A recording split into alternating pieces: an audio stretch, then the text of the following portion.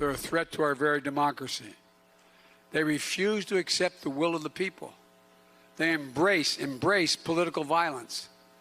They don't believe in democracy. Equality and democracy are under assault. We do ourselves no favor to pretend otherwise. Too much of what's happening in our country today is not normal. Donald Trump and the MAGA Republicans represent an extremism that threatens the very foundations of our republic. President Biden warning what he says could be in store if Republicans win in the midterm elections. Joining us now, national reporter for The Washington Post, Yasmeen Abu-Taleb. Her latest reporting is titled Apocalypse Now.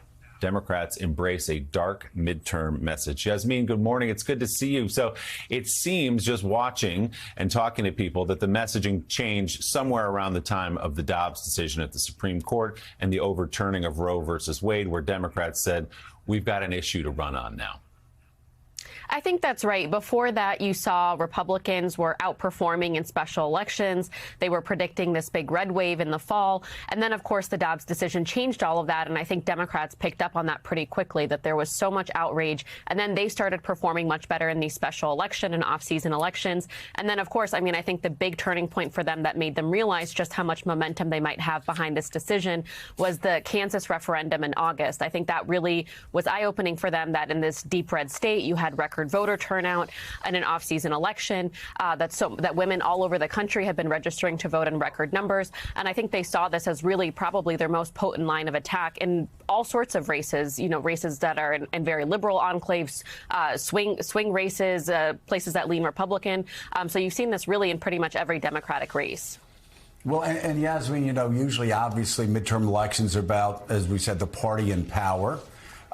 What's fascinating is, though, over the past month, you've actually seen very conservative people coming out, basically echoing what Mitch McConnell has said privately, which is the more Donald Trump's out there, the more he makes it about himself, the less it's about Biden, the less it's about inflation, the less it's about Afghanistan.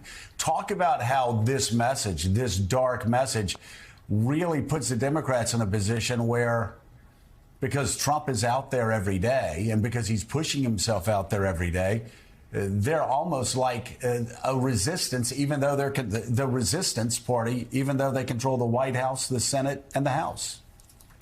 I think that's exactly right. This has been an extremely unusual midterm election in that, like you said, it is still a referendum on Joe Biden. I don't want to say it's his record and inflation and crime are all not part of the election, but because Donald Trump has been so prominent in the news for the last several months between the January 6th hearings and investigation and his role in the Capitol attack, and then, of course, the FBI search of his home, Democrats feel like they have succeeded in making this a referendum on Trump, even though he is not in power. And Trump has put a lot of Republicans in a position where they're kind of having to defend him. A lot of them are trying to step away from it. He, of course, endorsed a lot of the candidates who are going to be running in general elections now, who have embraced his lie that the 2020 election was stolen, and now we're trying to move away from that. And so you see candidates all over the country in their ads and their stump speeches tying all these Republicans to Donald Trump, well aware that he is still the leader of the Republican Party, but also kind of toxic in many ways, especially in these tight races. Yeah, and he really is. And Mika, you look at what's happened. You had, before Dobbs, right, before the leaked Dobbs decision, you had the Democrats in disarray for good reason. Inflation going up, gas prices going up. And again, it was going to be a referendum on Joe Biden, who was in the 30s approval rating. And after Dobbs and after Trump is put back into the spotlight with Mar-a-Lago and the documents, suddenly Democrats felt the wind at their back. Republicans were concerned, sort of balancing back now. Republicans are starting to feel really good about Nevada. So they were feeling better about Georgia until this morning. We'll see. My God. We'll see how that plays out. Yeah, more to come. But, you know, Yasmeen brings up a great point. This is still, at the end of the day, unless it's a bizarre year, a referendum on Joe Biden, a referendum on inflation, a referendum on Afghanistan, or a referendum on the party in power. That's what happens every 2 years.